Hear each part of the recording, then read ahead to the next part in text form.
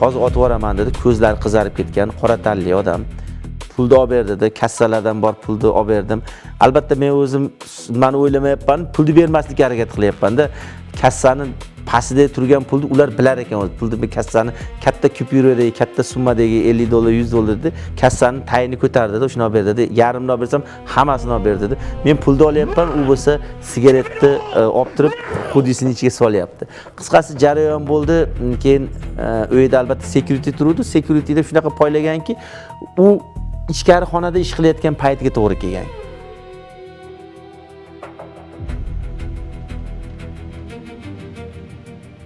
Chaqirdim, qora tanli odamni, unga ham aytdim. Shunaqa dedim, robri keldi dedim, o'g'ri keldi dedim.